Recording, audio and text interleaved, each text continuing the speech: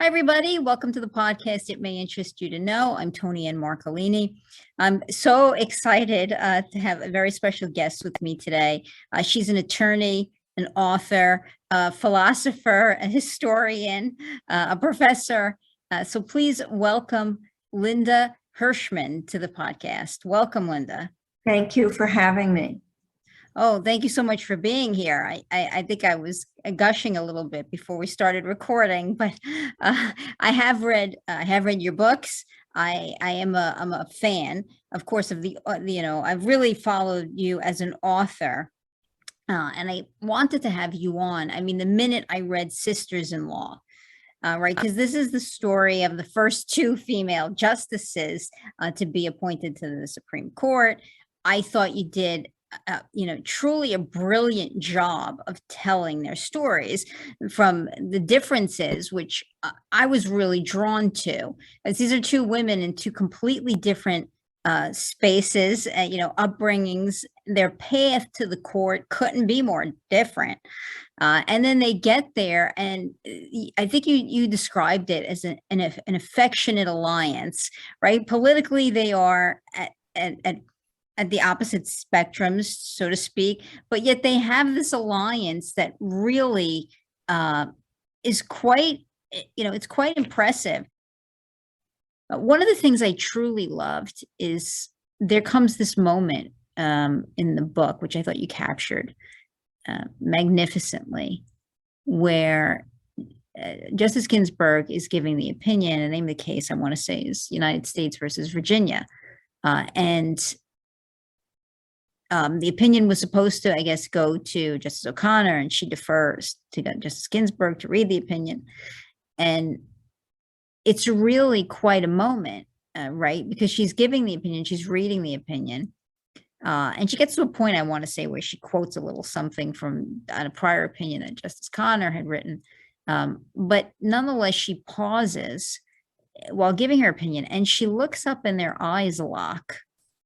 Right. And what a powerful moment. I mean, I was so drawn into that moment that, how you captured it, like the little nuance to that, like that she glances up and their eyes locked. Very powerful.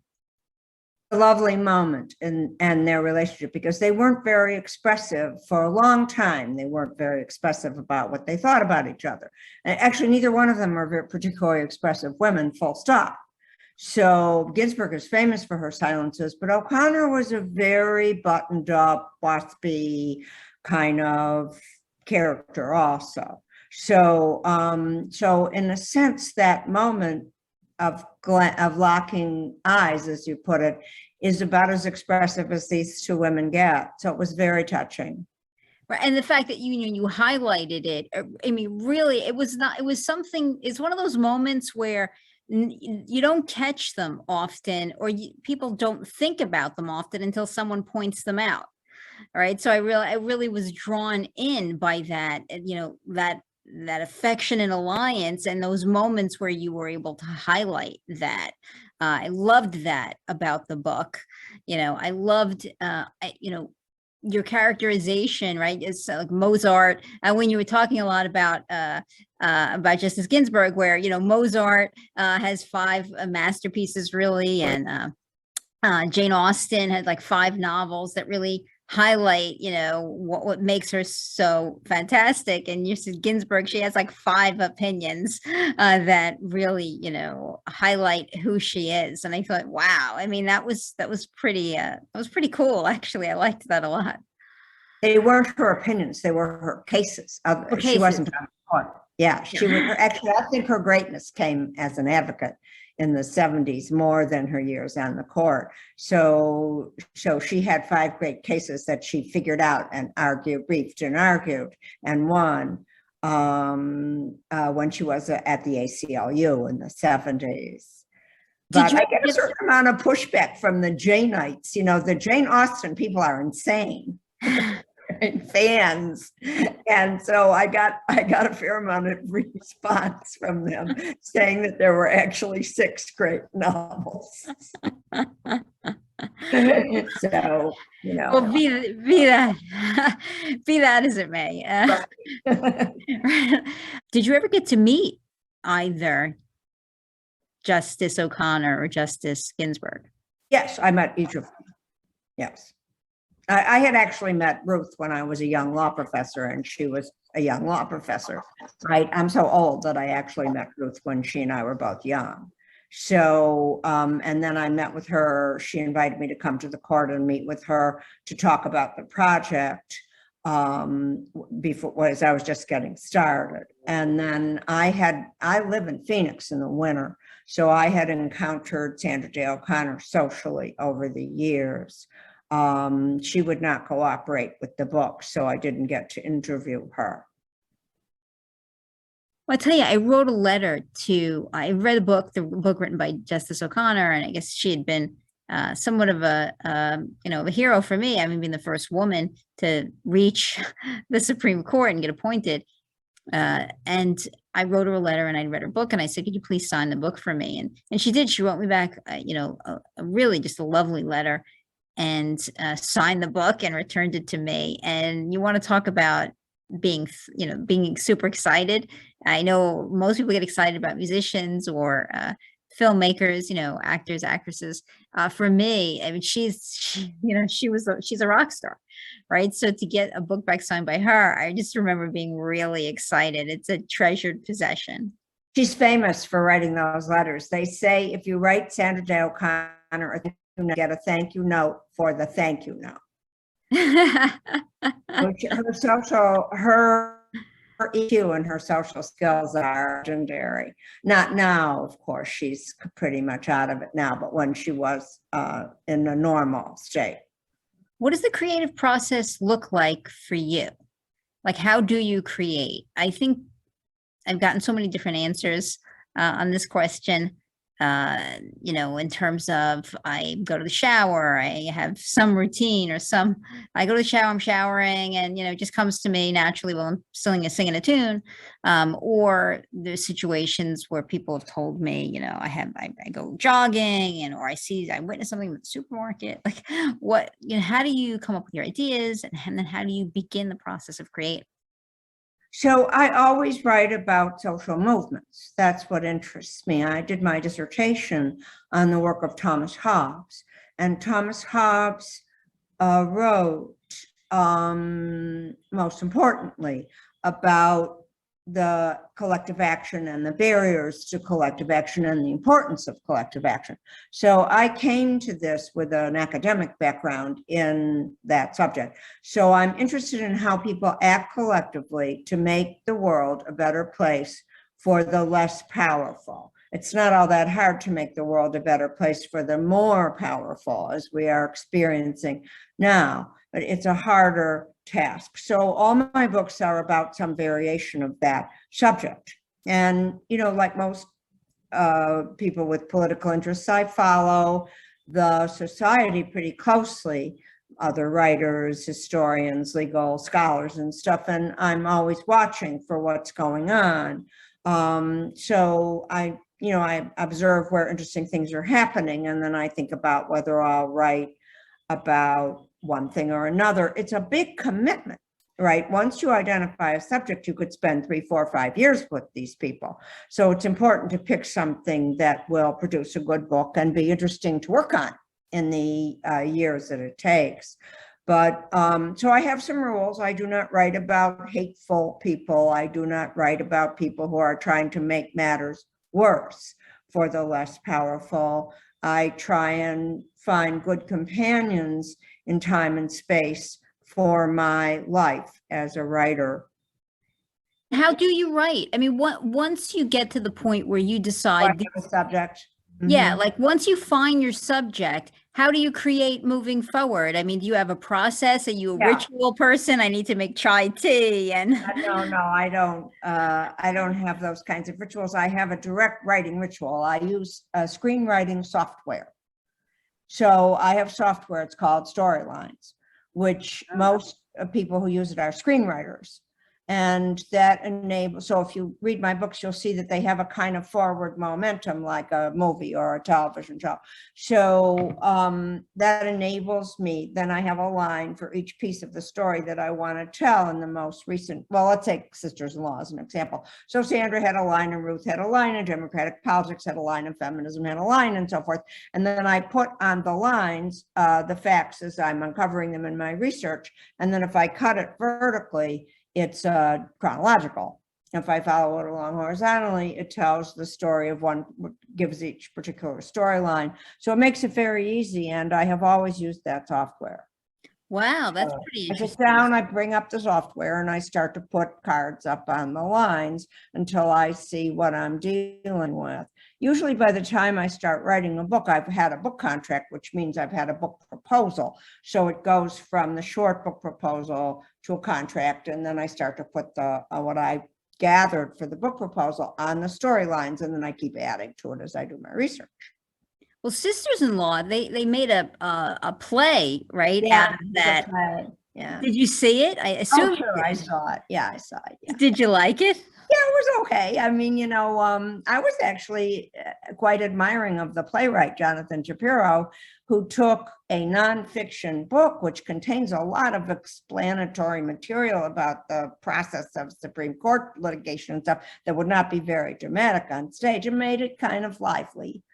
And at the end, when they say goodbye to each other, it's touching. I mean, I imagine it was quite an honor, you know, that to have your book, you know, admired to such a degree that they would have created a play out of it. Do you remember getting that call when they said that they wanted to do that or that was happening? I actually had 2 calls. Some other people have bought the television rights and they're working on that now as well. Oh, well, that's exciting. Yeah, I hope, you know, things have changed in the world a lot since I wrote that book. And so the TV producers are trying to figure out how to make it, how to take into account the terrible developments that have happened since I closed the book on that book in 2015. Well, doesn't that, I mean, that's one of the things I loved about the book, because you took people who were just attorneys, right? You know, brilliant legal minds for sure. All right. But they were politically or ideology wise, you know, they weren't the same. Yet they managed to truly talk things out with the principles of law, the philosophies of law being kind of paramount in arriving at decisions. They respected each other's differences and communicated in a way, you know, that kept moving the ball forward in a positive way, especially on their years together in the court. And I mean, what better example to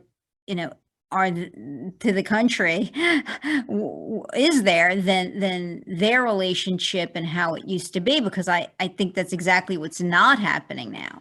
That's what's not happening now. It was actually foreseeable when I wrote Sisters-in-Law. I had already written my dystopian novel about what would happen when Roe v. Wade was overturned.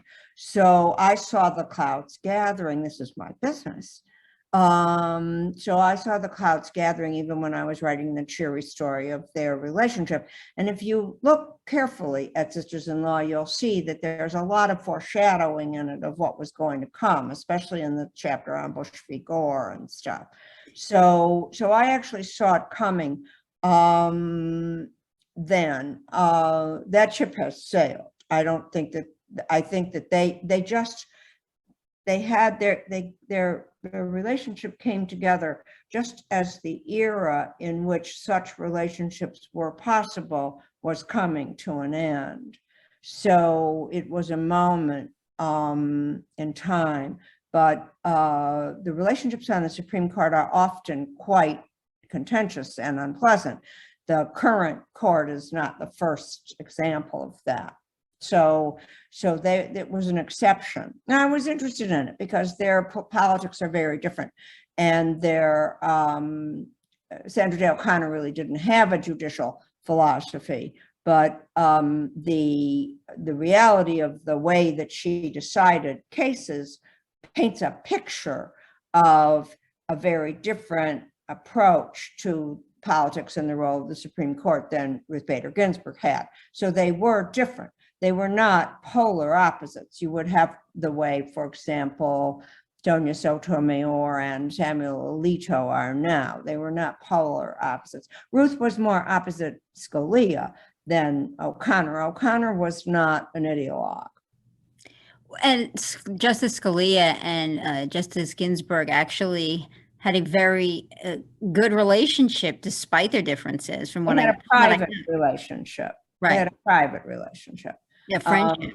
Right. But Ruth Bader Ginsburg was capable of having such relationships with people from very different points of view than hers. She would occasionally hire a clerk from a very conservative Federalist Society lower court judge, which they didn't all do. I would say it was both a strength and a weakness. It was a strength in that it enabled her to have a wide range of information and experiences, but it was a weakness because it blinded her to the peril of what she ultimately did. Oh, Right. yeah. It was both. Yeah, I never really thought about it that way. Right. Well, I've been thinking a lot about Ruth Bader Ginsburg and what the consequences of what her legacy is now that she refused to step away under a Democratic administration, and we have the judgeship of Amy Coney Barrett in her place. So I've been thinking a lot about how could she have missed that, since it was so obvious to so many other people. And I think that one of the reasons she missed it is that she was capable of having these relationships with people from very different points of view than hers. She did not realize how dangerous they were to her legacy. Wow. Mm-hmm. That is very interesting. I can honestly tell you, I've never thought about that. I mean, I guess she was at some point advised, about potentially stepping Many down. people told her to step down. Yeah. I mean, you have no idea. I obviously get information off the record that I can't share, but many people told her to step down.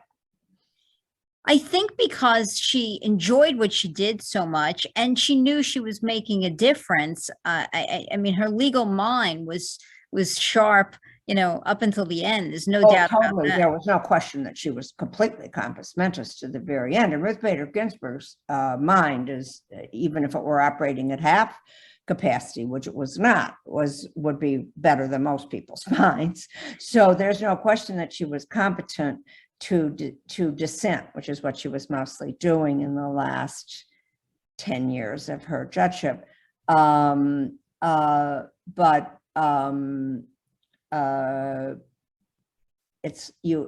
People are calling me constantly now to ask me about her legacy. So I have it on my mind. It's not at all clear to me that the damage that she did by staying on into the Trump administration does not outweigh everything that she did on the court.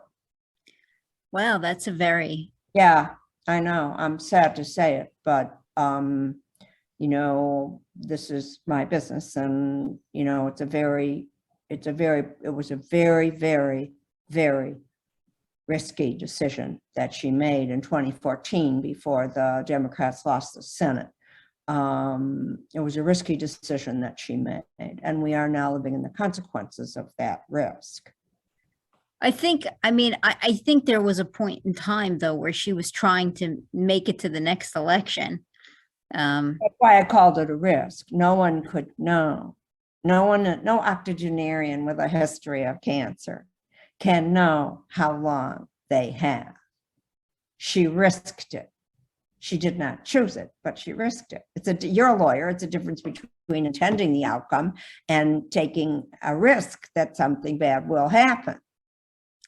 And I guess that the reality is, because she had spent a lifetime being able to communicate effectively with those who were different than her, perhaps she assumed that people who rose to the level of being appointed to the Supreme Court would be able to capture that same quality to a certain extent, to be able to talk things. Right, that's possible that she thought that. She had been sitting on the court with Samuel Alito since 2005.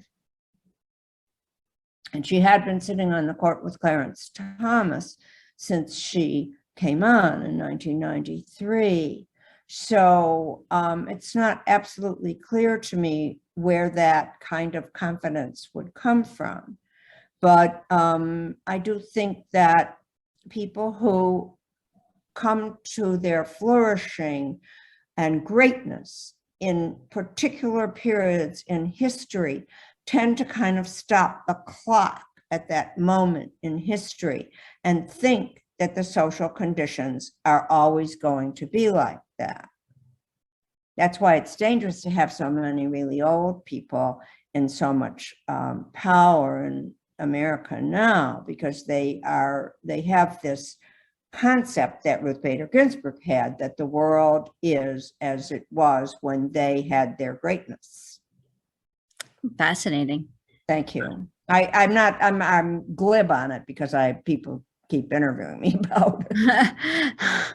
Is any? I'd actually rather be wrong, in truth. I think we'd all rather you be right. right. That's right. People say to me, "You want to be depressed? Talk to Linda Hirshman." And I say, "Think of what it's like to be Linda Hirshman." Oh boy. Go away, and I'm still here. I love that. No, I mean, you're quite accomplished. I mean, without a doubt, you're quite accomplished. An accomplished life, but I would really rather not have it end in the current circumstance. Jesus. Is there anything that you know or could share, or is there any evidence as to what her relation, Justice Ginsburg, and I don't mean to focus, because the book's about both of them for sure, Yeah. in equal parts. So Yeah. for the Sandra Day O'Connor fans out there, I mean, you don't ignore her for sure. It's in equal parts, the attention you give them. So I'm focusing, I guess, a little bit more on Justice Ginsburg because it's so fresh, you know, Yeah. her loss. Yeah. You know, but is there any indication as to what kind of relationship she had with Justice Thomas or Justice Alito? No. There isn't. No, There's there not. really isn't. There really isn't. I've been looking at it to try to bring the TV show up to date, right? Did she, and you know, it's pretty interesting. She absolutely understood the Federalist Society. She knew full well exactly who they were and what they were doing in the law schools. I mean, this was a woman who was extremely well connected and in the judiciary.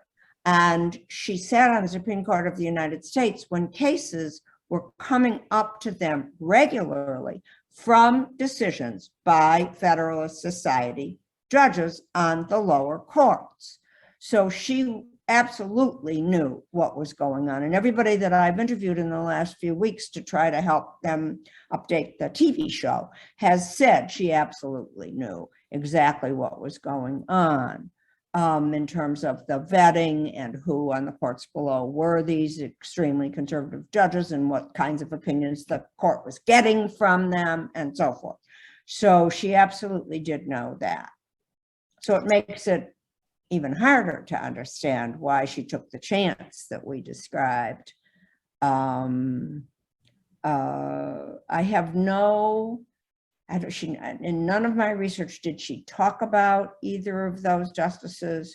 It's not in the little, you know, she wrote a lot of letters and I saw a lot of them for the book. And there's no real interaction between their chambers or in terms of like exchanging a dissent and a main opinion. There's no gossip there's gossip, but not about them. And no trips to the opera for them. No trips to the opera and no trips to India and riding on elephants with them and stuff like she did with Scalia. No. Things had tightened up a lot by the time. Clarence Thomas was not a factor until recently. So he was off there dissenting alone, and I don't think she was paying much attention to him. She didn't like Roberts. That's clear. She refers to, as soon as Roberts appeared, Ruth Bader Ginsburg started speaking warmly about her old chief. That would be William Rehnquist, not exactly a progressive in the American legal history, but apparently in comparison to John Roberts, and the conservative majority that sealed their control of the Supreme Court after O'Connor stepped down in 2006. In comparison to Roberts, Rehnquist looked like a good deal. So I do know that.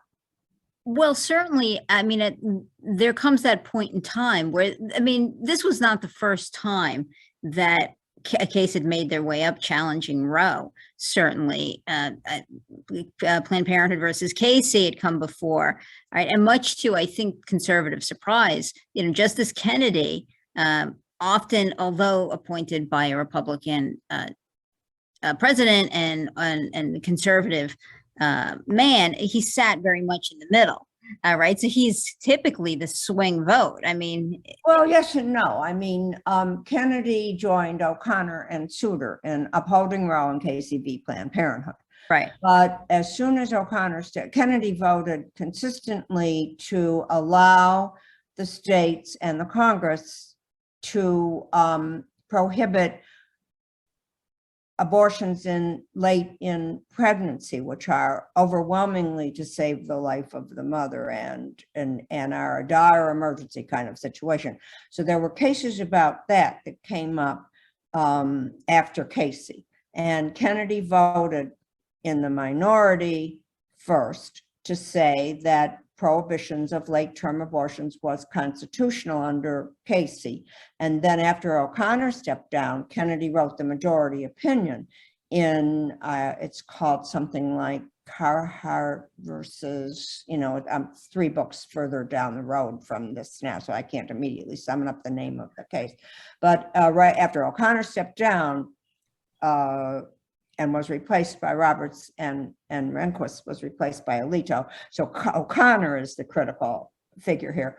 There were enough votes, it then swung 5-4 to sustain as constitutional the prohibition against late-term abortions, which seems positively middle of the road right now, but at the time was regarded as extreme. And Kennedy sustained that. So Kennedy voted in favor of women's right to an abortion once. I wouldn't exactly call him the center. And I will say this, in that opinion, Steinberg versus Carhart or something like that, Ginsburg wrote the dissent, and it was a fierce dissent. She took Kennedy to the woodshed over his opinion in that late-term abortion case. So you know what she thought about his bizarre and misogynistic opinion in Steinberg versus Carhart. Well, she was best known for her dissents. VMI, United States versus Virginia, was the high watermark of her feminist opinion writing in 1996. But soon after that, the court, well, first of all, she was junior. So, the decisions, good cases often went to other justices, even under her beloved old chief, William Rehnquist.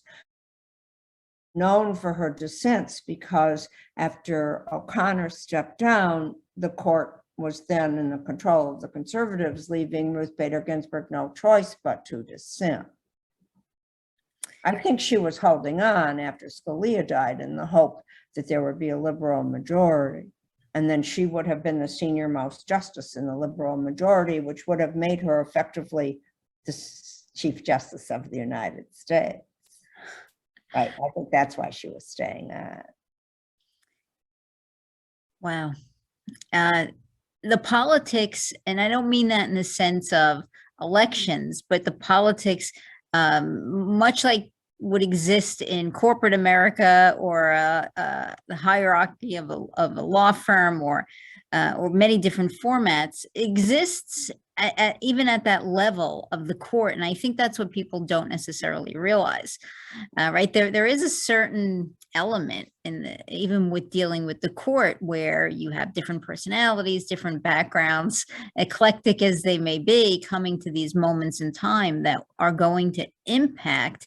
And it's not unlike any set of politics, like who's voting with who, or where are you forming your block or your ties or your support. And I find that fascinating, and because we tend to think of the law in the purest sense, that's how certainly when we go to law school, right? You're taught these concepts, these legal principles and concepts in their pure sense. This is how they were intended to be. This is even the philosophy of thinking them out, but always for the higher good or the higher form of the law. And I think when it gets twisted in certain ways, I mean, certainly a lot of the law is about arguing. You can argue you can take the same exact thing and say it completely different. And they did, right? People would argue and they'd sit there and they would argue how they were right and twisting the law. And I find it fascinating that so much goes into that. You could put a television show on now. They make whole shows around people who live in houses together and they vote together in blocks and they form alliances. And we think of that as entertainment, but that exists up at the Supreme Court as well, doesn't it? To some extent, it does, although they were, it comes and goes, right? Like over the whole history of the Supreme Court, there were periods when the human relationships mattered a lot, when politics in America was not so polarized, and it was possible to persuade or sweet talk or strong arm other justices into making a majority. William Brennan was famous for his ability to do that. He had the best line about the Supreme Court I ever heard in all the years I've been writing about it, and that is, can you count to 5? So he was really great at counting to 5, and he was good at that. But by the time, since Casey, really, the justices have come to the Supreme Court against a background of the deep divisions in American society, and they represent the constituencies that educated them, networked them, and put them on the court pretty faithfully. So there is no chance that however agreeable Elena Kagan, for example, has tried to be, and so did Stephen Breyer, actually a better example, Stephen Breyer tried to be to his conservative colleagues, there was no chance he was going to persuade them not to torpedo women's rights, for instance, as they did recently. There's no chance. So those relationships have changed. Remember, Roe v. Wade was 7-2. And Casey versus Planned Parenthood was decided by a court that had only Republicans on it. But since in the intervening now 30, 40 years, it's changed. Right. So, impactful. It's changed. One of the reasons that people are so interested in O'Connor is that she tried to take the temperature of exactly where the American public was and find a narrow ground to decide just the case in front of her, like a state trial court judge, which she had been, would do. Whereas most Supreme Court justices come to, and of course it made her the palpable center of the Supreme Court from the time that Powell stepped aside, and I think it was 87, until she stepped down in 2005. So for 18 years, she was the swing vote. But it also meant that her decisions had absolutely no staying power at all, right? Her opinions on the big issues in the United States might as well never have actually been issued. Again, another bold statement.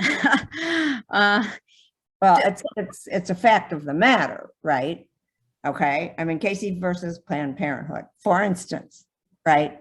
Might as well never have been issued. We might have been better off if they had overturned Roe in 92 and we had faced it head on. So, right. A lot of women's lives are better because they didn't do that, but here we are. And so it's actually not a bold statement. I'm simply reporting as a matter of survival of precedent that Sandra Day O'Connor's opinions did not hold. What is her legacy, do you think? We talked about Justice Ginsburg's legacy. How do you see Justice O'Connor's legacy?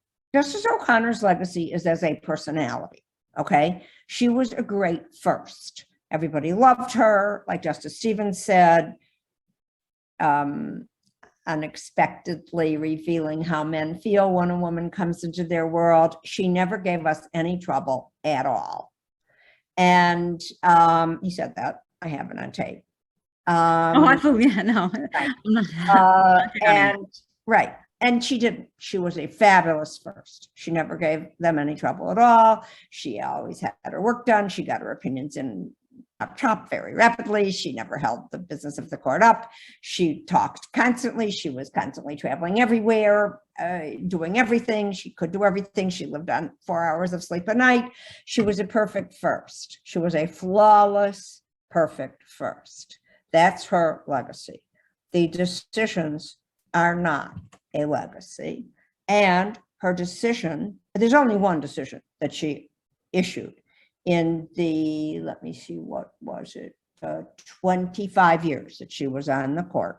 There's only one opinion that will last, and that's Bush v. Gore. And Bush v. Gore will last for two reasons. One is it set the stage for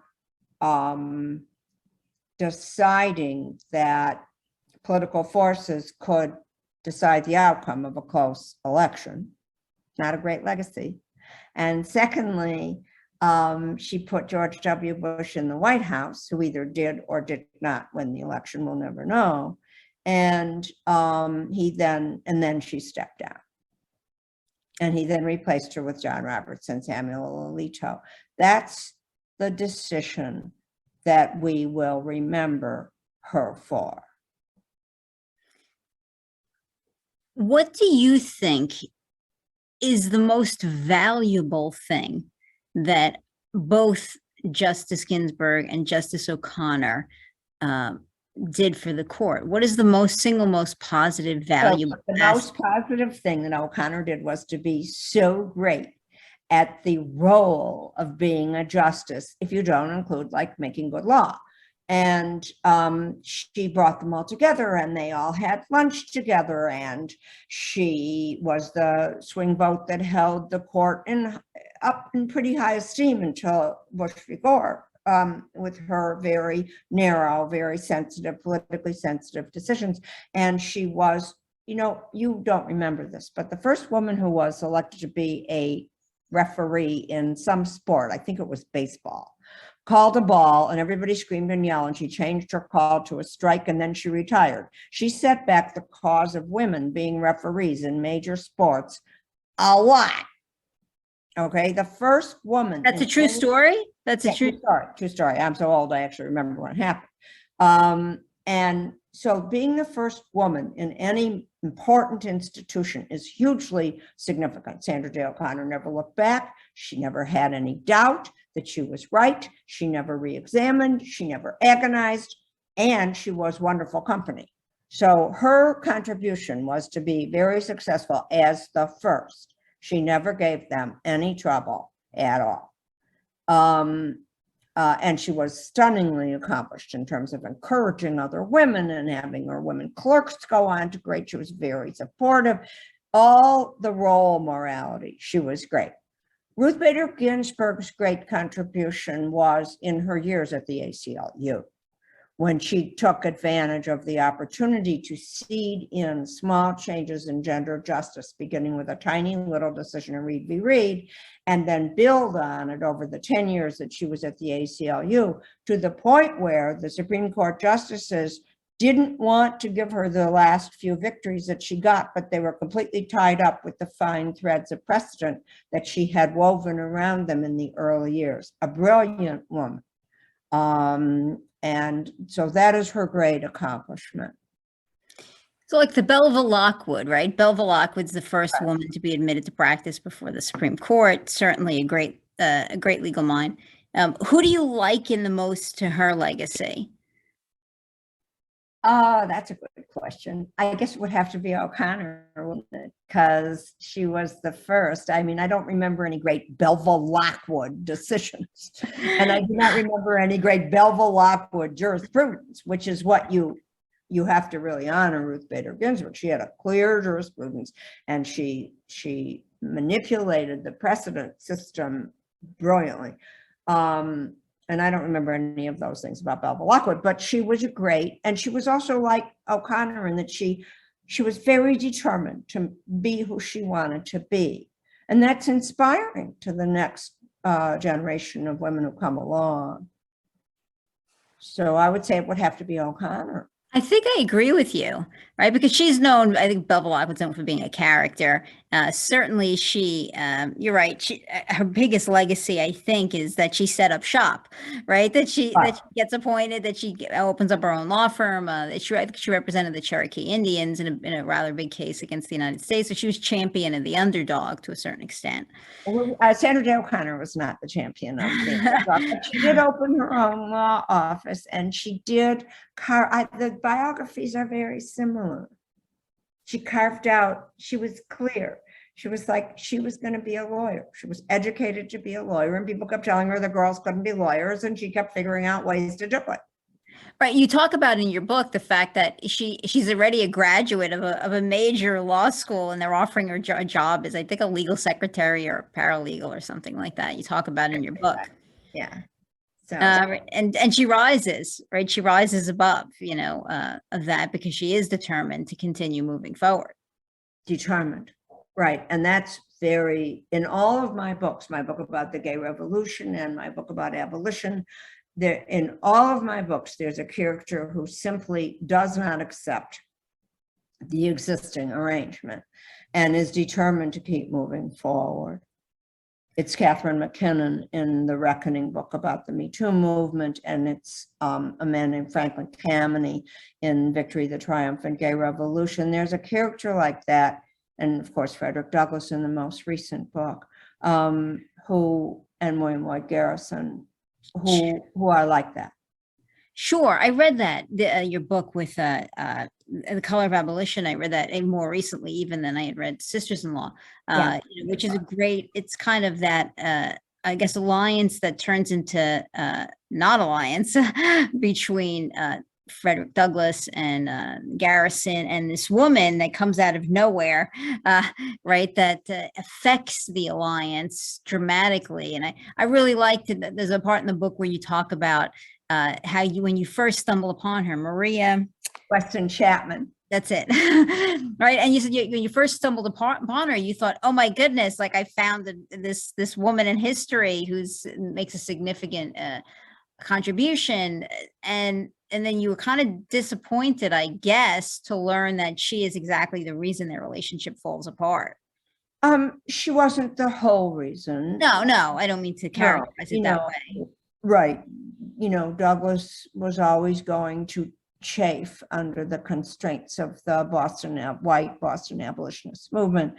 He was an uncontainable force, Frederick Douglass.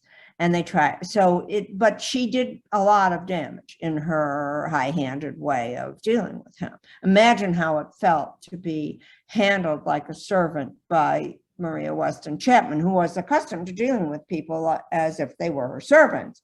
But if you had escaped from slavery, it would land kind of heavily on your head, and it did on Douglas's. But I wasn't really disappointed. One of my colleagues, a professor at Colby College in Maine, is about to deliver a book about Lydia Maria Child, who's another much unsung woman in the abolitionist movement. And she and I have talked a lot in the last year about our women, right? Maria and Lydia Maria Child, who were actually friends and not friends in the way that Maria had, and how important these women were and how unreported their story is. So I think now that there are feminist historians looking at the archival material, we're turning up these female characters who were very underreported. I could not believe there wasn't a full biography of Maria Weston Chapman. She was really important. So, and now Lydia Mullen from Colby College is about to publish a book about another one. It's exciting. Yeah, it's exciting. When you're doing research, what is that like? I mean, because obviously I've never experienced that. Well, I love the library. I mean, I've never gone in search of the original papers to actually sit and read. And I think that, wow, that has to be. It was a moment. Yeah, that has to be, right? Because you're suddenly sitting with paperwork that has however many decades old at that point, that maybe nobody has laid eyes on since that time, or taken the time to give it, to give it their attention. And like, to be lost in those original papers and doing research, what is that like? Well, I have to give credit to Lee Chambers, the historian who wrote a small but very interesting book about the Weston family. So the way that I came to realize that Maria Weston Chapman existed at all is I was reading the secondary literature about the Boston abolitionist movement. And because I am a feminist, I saw this book by Lee Chambers about the Weston sisters, right? The beautiful Weston sisters. And she was Like Victoria Woodhull, right? And her sister Teddy. right. But there were like 5 of them. Yeah. And she treated it as an interesting story about how a family enabled each other to have meaningful lives in a time when women were mostly completely consumed by care of the household and the children. So it's a slender volume. And I was like, oh, that's interesting. Who was this woman anyway, that she had a meaningful life? I mean, what was the life? That's what interested me. And then I found that the Boston Public Library had their letters. So once I found that the Boston Public Library had their letters, I started reading the letters.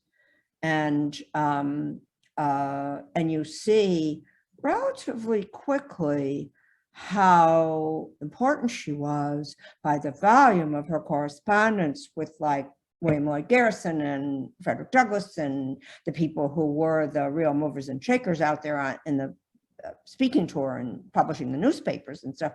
You find how important she was. I have to say, I'm always incredibly impressed by, people who are of your stature in terms of historians, that they will hop on a plane, right, and go and find, the original collection, go to original libraries, pull boxes off the shelves that are loaded in dust and haven't been touched in years, and throw themselves into that, firsthand source research. I'm fascinated by that. I think we all owe a debt to you. It was the pandemic, so I could not go. The libraries were closed. I think the book would have been a richer and would have taken even longer book if I could have gotten to some of the collections. There are collections in Kansas and in Syracuse, New York and stuff that I never got to see because the libraries were closed. But I will tell you where I did do that, and that is in Victory, the Triumphant Gay Revolution, because that was the first book, the first big history of the gay movement ever that was based on the archival material, because it had just come to the New York Public Library and it was just starting to be cataloged. And so there really were huge boxes of hitherto unexamined folders that I spent years at the New York Public Library in the Gay and Lesbian collection there. The curator of that collection, Jason Bauman, got me a desk in one of the rooms that you could lock so I could leave my computer. And that was, I had that experience then. It was amazing to read those papers. Many of the people were dead from the plague by the time I got to the records. I did have that experience, like in the novels about historians. I just saw National Treasure, historians at the movies. One of my Twitter groups goes to the movies every once in a while, and we watched National Treasure on TV this last week. So I just watched it, and they're like blowing the dust off and following the clues around and stuff.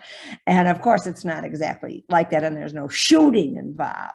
But I did not. I did feel when it does happen to you, if you get into it down and dirty, it does happen to you. Yes. And people say stuff like, one of Ruth Bader Ginsburg's clients said to me when I was interviewing him, let me see, I got a letter here from her somewhere about it. And I was like, letters? You've got letters? Right?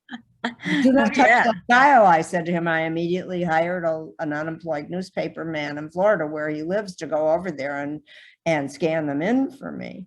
I mean, that was a moment when I found out there were 400 letters.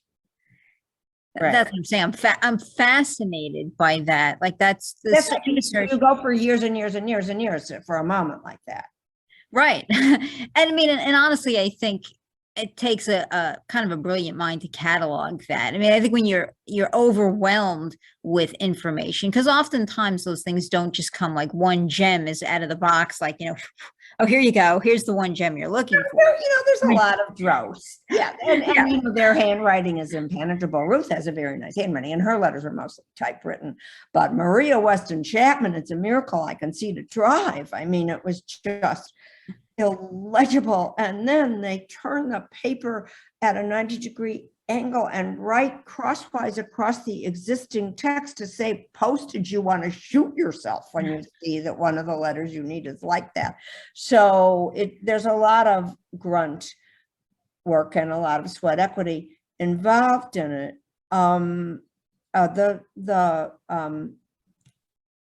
I mean, we have a lot of things we do. I hire a history graduate student to go through the records for me if they're in an inconvenient place, or, it's not central if it's marginal. The screenwriting software helps a lot in terms of keeping control over the material. So I would think at the point that you're writing these books, I mean, they're all very well researched and sourced. And I imagine, that is a process that would take years to go through. I imagine myself trying to do it. And I think I'd be lost. I mean, you come back and find me 10 years later, I would be in unchanged clothes, still in the same spot. Like, I don't know. I mean, there's so much, and this is great. And there are writers who fall into that. Yeah. And I feel bad for them because they will never have the fun of having someone say, I read your book and I loved it. It was so interesting, or I learned from it. That's a wonderful reward for someone like me. So I feel bad for them that this happens to them. There are also PhD students who never finish their dissertations, right? But I'm not like that. I have an idea of what the story is. And I have my screenwriting software. And I like to tell stories. I mean, so it would be like a little weird to never have it see the light of day. So you just learn to cut it off, like in the abolition book. So the abolition's a big topic, and there's a gazillion branches of abolition. It really is and there's a lot of archival material. So I'm working away, and I realize I've got a third character. So that already makes it a much bigger job than I thought I was signed up for. Major third character, right? Right. Oh, sure. Yeah. I mean that comes through in the book. Like you get to that point where you're like, oh, right. And my editor at now at HarperCollins, Deanne Ermey, was very clear about it. So at that point, I said to her, you know what? I think I'm not going to take the story all the way to the Civil War, which is the natural endpoint for a book about abolition. I'm going to stop when Maria goes, leaves the scene and goes to France, and they break up. And in a sense, once Douglas goes to the New York branch of abolition, the path is clear. So at that point, I stopped, and then I skipped forward to the epilogue.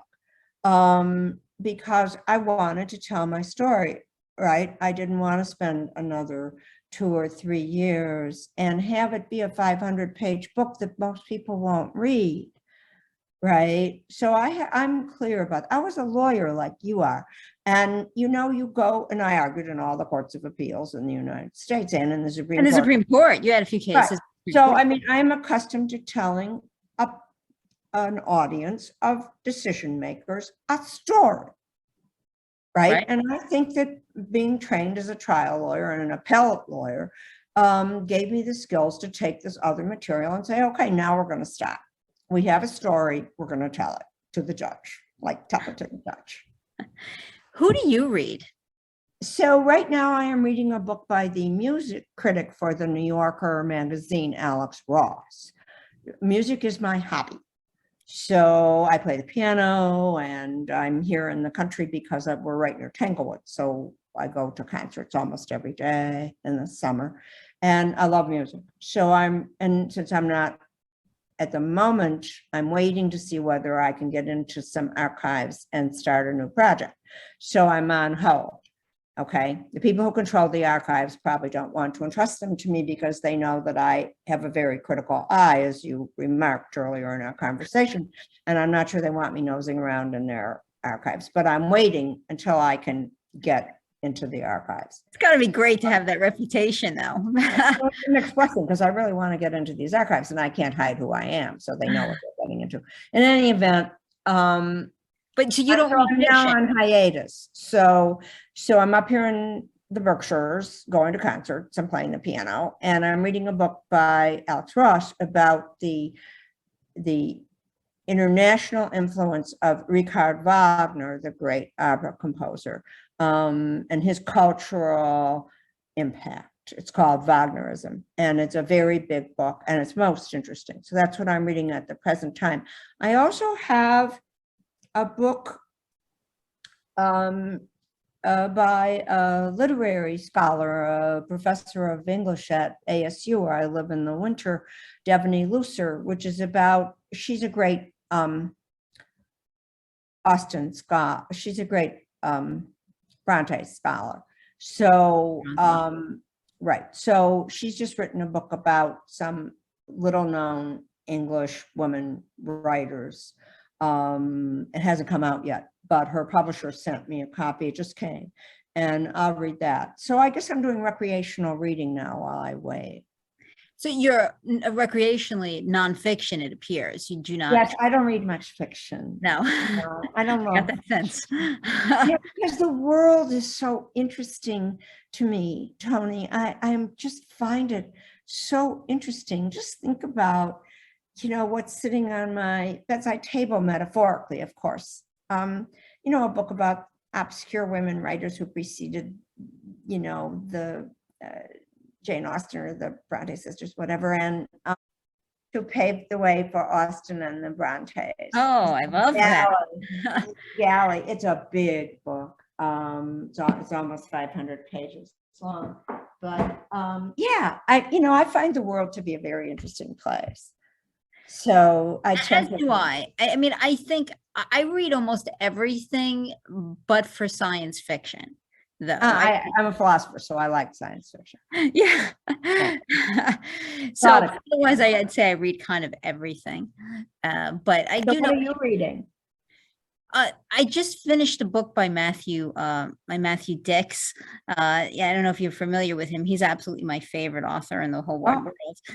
Well, for modern day, I should say modern day, famous author. He writes books about what I consider to be the most unlikely characters. He finds heroes, and that's what I like about his fiction. He finds heroes in the most unlikely places. And he wrote a book about memoirs of an imaginary friend, and it's truly about the imaginary friend writing his life story, right? He's the imaginary friend of a little child, but like he's writing his memoirs. That's amusing. That's amusing. It's like Rosencrantz and Guildenstern are dead. He's taking a character that's usually at the margins and making it the center. Right. So I enjoy that kind of fiction if I'm going to read fiction. I like Brad Meltzer and most everything he's written. Right. Everybody. Yeah. I also just finished The Paris Bookseller, historical fiction by Carrie Mayer, a fantastic book.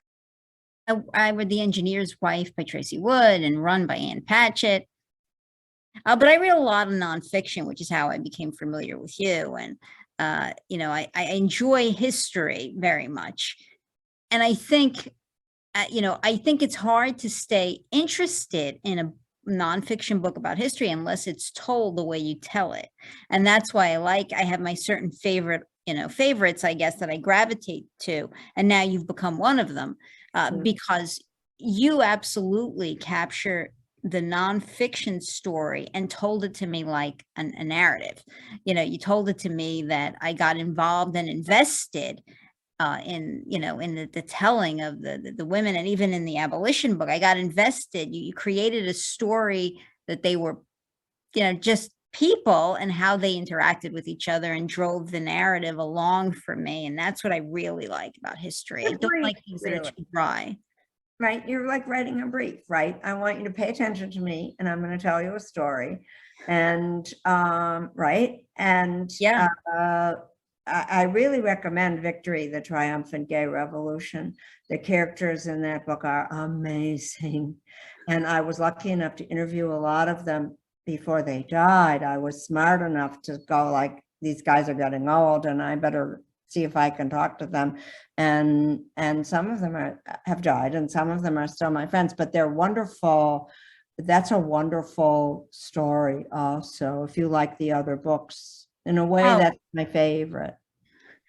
I will. I think I'm gonna pick it up. I really do enjoy your style of writing. Again, it's hard with history, and I'm a history fan, but historically I've liked the history. Like Thomas Fleming, I thought did a really good job with Duel, telling the famous Duel with Alexander Hamilton and Aaron Burr. And I thought he took a story which is pretty well known, and it read like a novel. It read a little bit soap opera-y for me, you know what I mean? And I liked that a lot.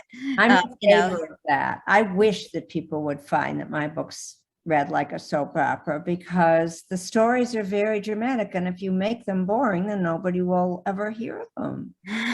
No, you definitely did not, and you have that same vibe going, and I think that's why I was so drawn to you, and why I contacted you and said, please come on, right? Because I had read Sisters-in-Law and I said, oh my goodness, I have to be able to talk to her, so I really appreciate that you did. I give you a lot of credit for your interest in literature and for wanting to make human contact with us. Writing is kind of a solitary business, and so it's nice to talk to the people who are reading your books from time to time. And with the pandemic, a lot of the talks I did for The Color of Abolition were virtual, and I miss my fans. Sure. I mean, there has to be nothing more rewarding than sitting with people who you said who can tell you, yeah, you reached me, right? I was signing copies of Victory, the Triumphant Gay Revolution after it came out, and there was a line of people to have me sign their books. And someone came up to me and said, my son, this was a long time ago, 10, 12 years ago, my son came out as gay, and your book really helped me and his mother to understand and accept him. And I am telling you, I was like, put that on my tombstone. If I have done one thing on this earth, that I help those well-meaning, but, taken by surprise parents to nourish their child in a very fragile time in everybody's life, I'm good. Right, the Ralph Waldo Emerson, right? That one life should have been better, breathe better because exactly, you were born. Right. Yeah. And you don't, I don't think of myself as a particularly powerful person, but that was a moment. Sure. So yeah, right. I mean, I would think that's rewarding. I always say that film, like screenwriting, is quite different, right? It's very collaborative. It's you get the collaborative. Yeah, I mean, yeah, you give the actors, right? But I think novelists, and any type of writing, no matter what you're doing, if you're writing a book, it's very, isolated. It's you and your computer for the most part. In most of the books, other than the Abolition book, I had real people to interview and stuff. So I got to interview real people. Like I interviewed Catherine McKinnon, and I interviewed Larry Kramer, and I interviewed, people who had made it happen. Right. I remember Bloody. I read the book Bloody Sunday. About what. And the author came on the show and talking to her, and I remember her saying for her that was quite meaningful, that she got to tell these stories of all these people who had never come forward before, who had been, bore witness to the day and to the events, and to sit and talk to them. And so I just thought of that. It was something similar to what you were saying, like to have that opportunity to sit with people who lived through history maybe and get. Right. The other books were more sociable than the Abolition book, but it was a good thing to be doing during the pandemic because there wasn't so much common life at all. So I could accomplish something without endangering my health in those years. And the book that I'm trying to get into the archives for, Most Everyone is Dead, as well. but there's a current incarnation of it that involves people who I would just love to interview. So I'm hoping that they will accept my request to start doing some research when I get back to New York in the fall. Well, I wish you luck. I don't want to pry. No, I can't tell you because I don't said something about them. So right. But I hope when your next book comes out, you'll come back and talk to me about it. Thank you very much for doing this. You've made your life much more interesting than one would have, just than you might have had in mind when you went to law school and started practicing. Right. Well, you know what? I went through, my listeners and people know, I went through cancer. I had ovarian cancer in 2016, and it truly was a divine tap on the shoulder to me, to change many things about my life. So I changed how I eat and I live. And one of the things I try to do is search out joy and things that will make me happy and are creative. So I try to focus the podcast on creativity and people who create. And I'm enjoying it. I am so sorry that you had to have that experience to get to this place. I actually do not agree with Nietzsche. I don't think what doesn't kill you makes you stronger. I wish that you had just figured it out because you had a dream one night. Are you well? Me too, believe me. That's right. I suspect that's right. Are you well now? I am. I'm in remission and I'm doing really well. And I try to live a healthy lifestyle, which I was not doing. So I'm a big advocate always to, live healthy. That's truly important. Manage your stress. Try to find joy. Eat lots of fruits and vegetables, and get some exercise, and just you matter. And I think I lived life, when I was practicing 80 hours a week. And you're driving from courthouse to courthouse. I mean, you're always, you don't really rest and you don't take care of yourself. And that's where cancer found me.